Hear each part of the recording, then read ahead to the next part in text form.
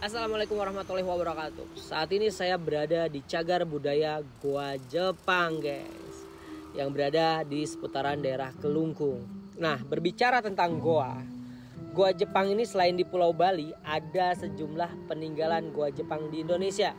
Di antaranya ada Goa Jepang Kawangkoan di Minahasa, Sulawesi Utara, Goa Jepang di Pangandaran, Jawa Barat, di Bukit Tinggi, Sumatera Barat, Garut, Jawa Barat, di Kaliurang, Sleman, daerah istimewa Yogyakarta, dan di Bande Alit, Jawa Timur, di Kawangkoan, Sulawesi Utara, dan sejumlah tempat lainnya. Nah, saat ini saya berada di seputaran daerah Bali. Kita akan kuak sejarah tentang Goa Jepang yang ada di daerah Kelungkung ini, guys. Jadi biar kalian tahu ya, Goa Jepang itu seperti apa, guys. Nah, kita coba akan masuk ya. Nah, kita sudah masuk nih, geng. Goa Jepang di Banjaran, Kelungkung, itu merupakan salah satu peninggalan zaman penjajahan Jepang di Bali. Nah, zaman penjajahan Jepang di Indonesia memang meninggalkan jejak-jejak sejarah berupa goa ataupun bunker, guys. Agak dengung ya suaranya ya. Nah, Goa Jepang ini biasanya dibangun oleh para penjajah sebagai tempat perlindungan melawan musuh menurut mereka. Tapi yang dimusuhi ya kita, bangsa Indonesia. Itulah. Saya ngedengar suara di sini. Apa itu tadi? Kalian ngeliat gak sih? Ada sepintas bayangan hitam melintas di sini. Wait. Saya ngelihat bayangan melintas di sini loh, hitam.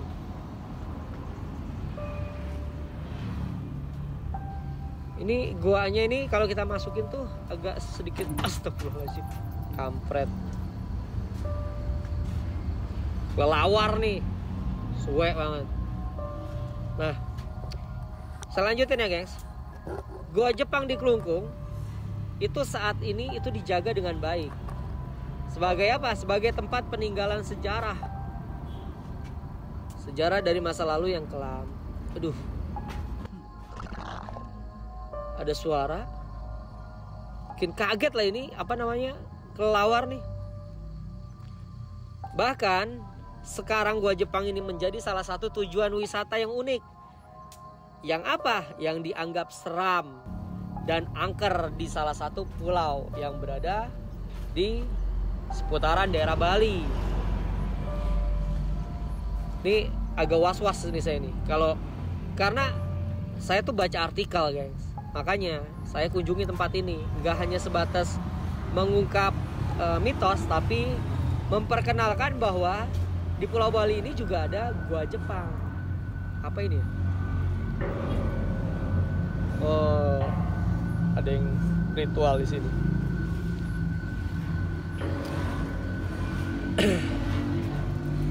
Di sini tuh agak sedikit pengap ya. Kalau misalkan orang fobia tempat sempit, jangan masuk ke tempat-tempat seperti ini, karena nanti akan tersugesti. Nah, kita berbicara sejarah ya. Banyak banget kelelawarnya, bikin kaget nih, kampret. Kalau kita berbicara tentang sejarah, bagaimana Jepang tersebut ini berkuasa selama 3,5 tahun di Indonesia, ya. Mereka itu meninggalkan jejak sejarah berupa gua. Salah satunya gua di sini, Goa Kelungkung. Memang cukup menarik bagi sejumlah orang untuk mengenal lebih dekat apabila masuk ke tempat seperti ini. Astagfirullahaladzim. Astagfirullahaladzim, kok ada suara? Kalian dengar gak sih? Apa saya doang yang dengar? Oh iya, ini tapping ya. Astagfirullahaladzim. Astagfirullahaladzim. Suaranya tipis, tapi saya nggak dengar suara di sini.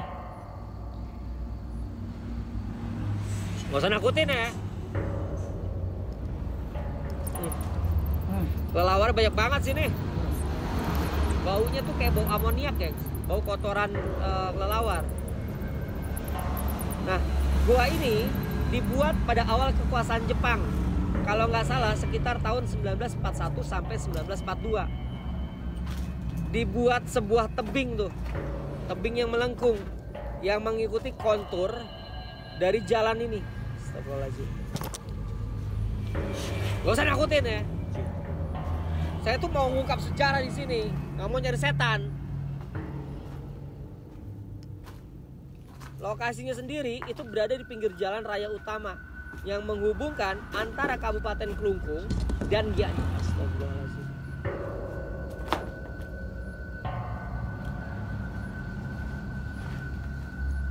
Gak usah kurang ajar ya mas saya ya. Saya tuh lagi mau ngungkap sejarah di sini. Saya ulangin ya. Lokasinya ini tuh guys. Coba yang di dalam gua ada suara benda-benda kayak gelinding gitu. Saya ulangin lagi ya. Selalu diganggu saya. Lokasinya sendiri ini berada di pinggir jalan raya utama yang menghubungkan antara Kabupaten Klungkung dan Gianyar. Sehingga ini gampang banget kalau kalian mau pada kesini, berwisata ke sini. Kalau ke Bali jangan lupa mampir ke tempat ini, gengs. Nah, gua Jepang ini cukup dikenal di Bali, apalagi bagi mereka yang sering melintas di tempat dan juga wisatawan yang melakukan perjalanan tur ke Besaki dan Bali Timur. Karena aksesnya memang menjadi akses utama yang menghubungkan Kabupaten Karangasem, Klungkung, Gianyar. Astagfirullahaladzim. Saya halu gak sih? Apa karena saya parno kali ya ada suara-suara begini? Coba nanti pas saat editing tuh kita dengerin. Kalau memang ada suaranya, kita notice, guys. Jadi mereka yang menggunakan jalur ini itu secara nggak langsung lewat kawasan ini. Dan biasanya mereka sesekali berhenti. Untuk apa? Untuk menikmati perjalanan. Maksud saya menikmati peninggalan sejarah. Karena seiring adanya jalan bypass di Ida Bagus Mantra, lalu lintas kawasan ini tuh jadi sepi. Nah makanya menambah suasana angker. Termasuk juga kunjungan warga atau wisatawan tempat ini akhirnya jadi sepi, guys. Tuh coba. Biasanya kalau kita masukin gua-gua seperti ini itu banyak kan, banyak orang yang datang. Tapi ya gini. Tadi saya ngeliat sepercikan cahaya di situ.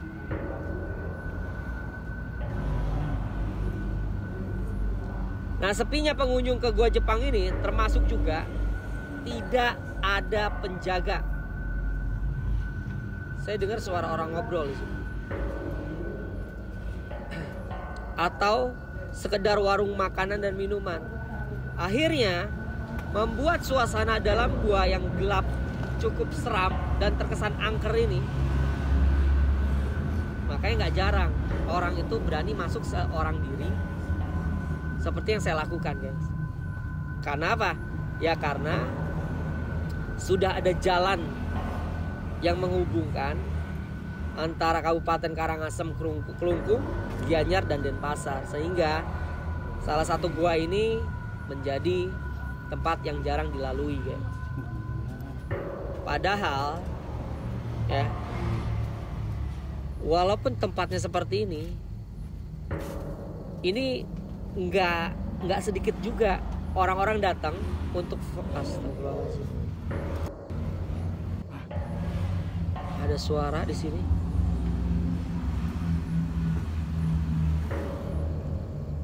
Astagfirullahaladzim. Tapi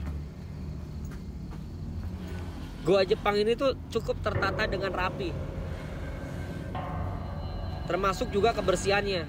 Karena lokasi Gua Jepang Klungkung yang ada di Bali ini itu tepat di atas Tukat Bubuh. Astagfirullahaladzim, kok ada suara harimau, guys. Ini kayaknya banyak orang ritual di sini kayaknya. Jadi banyak atmosfer dari hodam-hodam, panggilan yang menjaga tempat ini. Tapi kita nggak akan hiraukan itu ya, karena memang saya mau membahas tuh kan. Coba, guys. Ini nggak ada siapa-siapa loh. Cuman saya doang. Ada suara benda jatuh di sini. Saya nggak ngeganggu ya. Saya cuma mau menguak sejarah tentang gua Jepang ini. Astagfirullahaladzim. Jadi buat kalian ini harus bisa meramaikan kembali nih. Karena ini cocok banget untuk tempat bersantai sambil foto ria nih guys. Dengan latar belakang ya gua ini. Karena selain gua Jepang ini tuh dekat banget kan, dan kita bisa ngelihat patung gajah besar yang di atas punggungnya itu terdapat patung rusa kecil berwarna merah total putih guys. Ada orang jalan, ada suara orang jalan. Gila ya. Kadang-kadang saya berpikir loh, gue ini nekat juga ya masuk-masuk tempat begini. Nah, walaupun banyak banyak kelelawarnya dan bau, namanya gua ya seperti inilah dalamnya gua. Karena gua Jepang ini memiliki nilai historis, sehingga tempat ini menjadi warisan cagar budaya yang patut kita jaga kelestariannya. Di kawasan ini juga terdapat pura guys, atau kalau orang Bali nyebutnya itu pelinggih kecil yang digunain untuk bersembayang. Nah, ini kan menandakan tempat ini tuh memiliki aura mistis dan spiritual yang cukup kental bagi sejumlah orang. Mungkin bagi sejumlah orang tempat ini dianggap serem ya, dianggap serem dan angker. Ya jujur, saya masuk ke sini,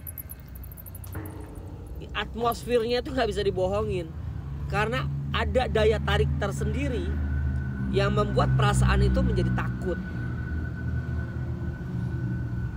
Goa Jepang di Banjaran ini itu punya 16 buah goa guys, yang mana 14 goa tersebut itu berhubungan antara satu dengan lainnya. Makanya tidak diwajibkan untuk orang, astagfirullahaladzim, lelawarnya nabrak kamera lagi.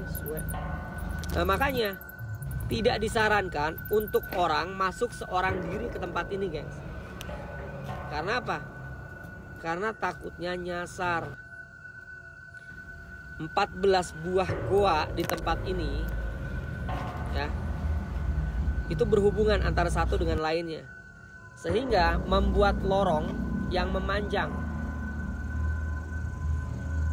Sedangkan 2 buah lainnya itu terpisah pada bagian ujung kiri dan kanan. Dia itu berdiri sendiri guys, nggak berhubungan. Saya nggak tahu ya strategi apa yang direncanakan oleh tentara Jepang pada saat itu, sehingga ada 2 buah lubang goa dibangun terpisah. Ini sih paradigma saya aja ya. Ini ada suara ya. Saya dengar suara nih. Ini saya masuk ini itu udah menjelang maghrib guys. Makanya kalau kalian masuk seorang diri sini wajib bawa senter, atau rame-rame juga wajib bawa senter.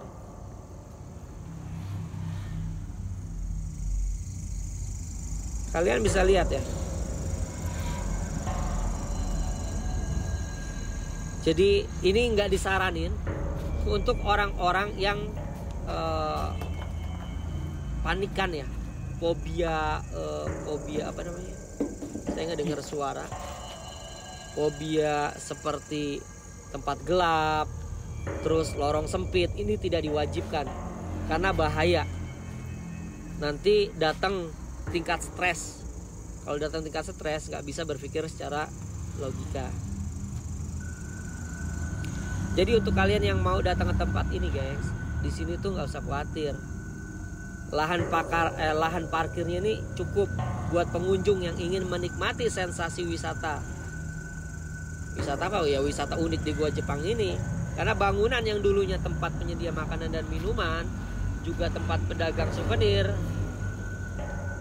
ini mangkrak dan nggak keurus. Makanya kita wajib nih melestarikan dan menjaga Inilah histori dari sumber budaya yang memang ada di Pulau Dewata Bali ini. Saya tuh dengar samar-samar suara ya, cuman nggak tahu ya kalian ini nanti itu dengar atau enggak. Saya nggak tahu karena di telinga saya sih tipis-tipis. Soalnya ya saya seorang diri di sini. Jadi kalau ada suara apapun itu terdengar di kuping saya.